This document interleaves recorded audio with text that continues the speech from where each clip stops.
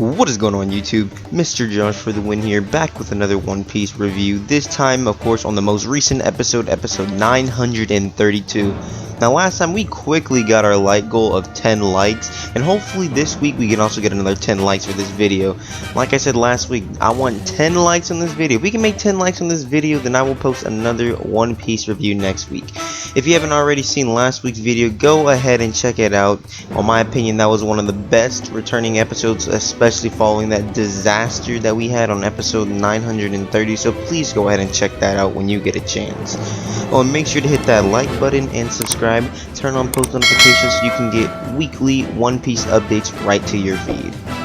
So episode 932 resumes the story right after Luffy so cockily challenges Balloon Queen to a fight rather than his underlings, which, you know, of course no one's gonna take him seriously. You're challenging the boss, of course, which is not gonna work out. Ignoring Luffy's request, however, you know, then seemingly unfair deathmatch preparations continue, you know, scaring the absolute hell out of all the other inmates, including Hyagoro, when suddenly something I didn't quite expect happened. So Queen pretty much gets up and demands that all of the inmates who are peacefully averting their eyes from the fight pay close attention to the fight between Hyagoro and Luffy and Udon, you know. And to me right here, this little interaction between, you know, Queen like and the inmates, it kind of changed my viewpoint on Queen as a character. Originally I couldn't really take him seriously with all the dancing and the interesting design of him, but now I kind of see him more as a real threat with intentions that could seriously harm Luffy and the rest of the Straw Hats moving forward. Anyway, the fight between, you know, the prison guards and Luffy, you know, commences, and something really unexpected happens.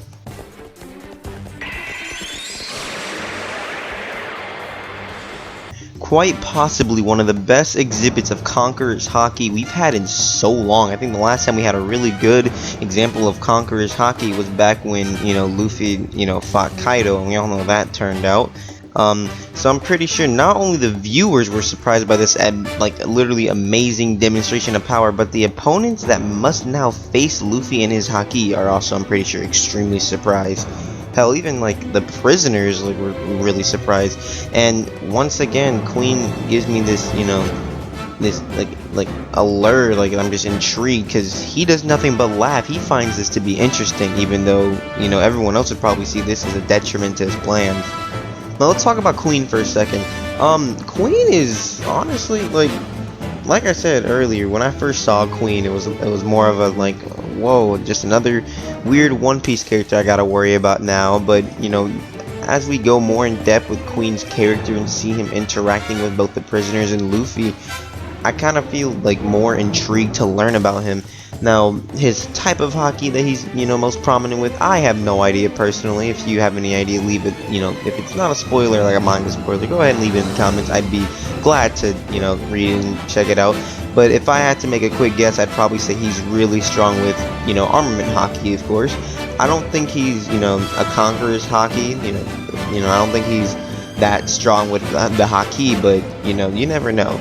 The show then cuts back to the bathhouse with Nami, Robin, and Shinobu when suddenly ex-Drake, Hawkins, and their underlings appear. Quite surprising.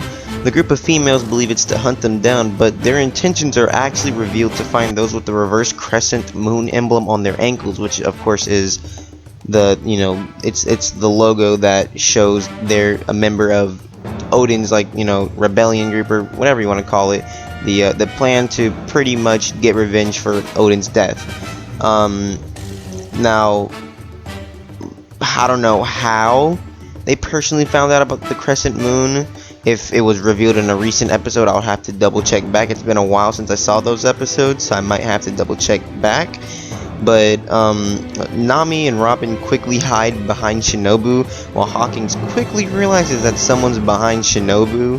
And with some, what I'd say, not so quick thinking, Nami quickly jumps out of hiding as if Hawkins didn't already know who Nami was. And the unthinkable happens. Yeah, not gonna lie, I did not expect this one to happen, but hey, more fan service. Of course, Sanji, thanks to his raid suit, got front row seats to see the beautiful Nami in the nude. Across the room, X-Drake looks to, you know, he's completely in bliss. Now, X-Drake when he sees this raid suit, Sanji, he's in awe. Like, this man is like on the ground, and you can see little hearts flying, you know, the heart clouds falling from him, and he's like, whoa, this is a raid suit in front of me. I can't believe it. Now, as we know, X-Drake is a former North Blue Marine. And as we know, the North Blue holds the many stories revolving around the Germa 66 Syndicate, and after growing up with the many stories about them, seeing Stealth Black himself in front of him must have been insane.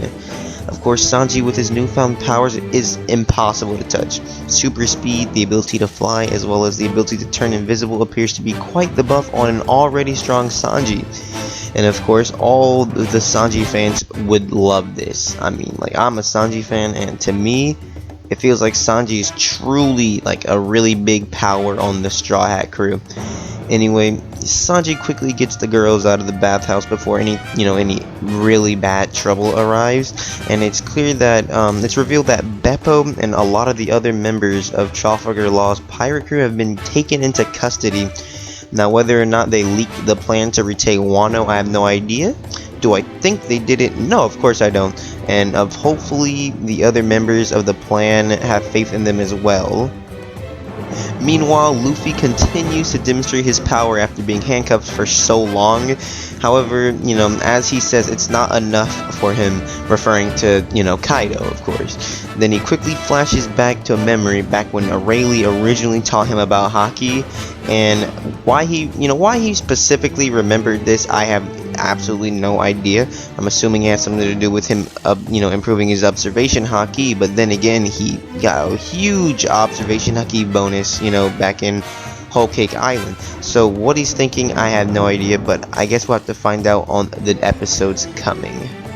Finally, the episode ends off with the new character reveal, this time that of a weapon collector, which I can guess, we all can guess, that is the person that stole Zoro's swords recently.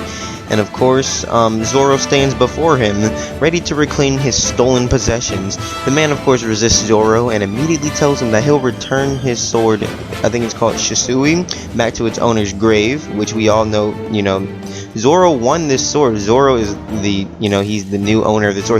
Back in Thriller Bark a long time ago, Zoro earned this sword. So, Zoro can't take no for an answer in attacks. However, he's not only just attacking to get his sword back, but he also wants to claim the collector's weapons for the people revolting against the Orochi and the Beast Pirates. Let's get right into it. Some pros for this episode is that, of course, we got a quick Zoro fight, which is always going to be a pro in almost any episode. And also, we got a Sanji fight, which is also going to be, of course, big pro. Also, the animation in this episode was pretty good, especially with the, the Conqueror's Haki review with, Luffy. That was obviously amazing. That was so huge to me. I probably, went a little over with reacting to that. Like my initial reaction to seeing Luffy's, Haki back on, in the little fight that they were doing. That was amazing. Even if for a brief moment, it was great. Let's see some cons that I got for this episode. I'm gonna be honest with you guys. These last two episodes, this episode and the episode from before, I really cannot say that many cons. I guess I could say, the episode probably should have moved a little faster. A lot of the fights with Luffy, I don't really think Luffy had to have that much screen time on this episode. I think we could have got right into Zoro fighting the weapon collector. But give Zoro a whole episode and I'm fine with it. Anyways, that was episode 932 on One Piece. Go ahead and make sure you hit that like button, subscribe, and I will see you on the next video. Peace out, Joshverse.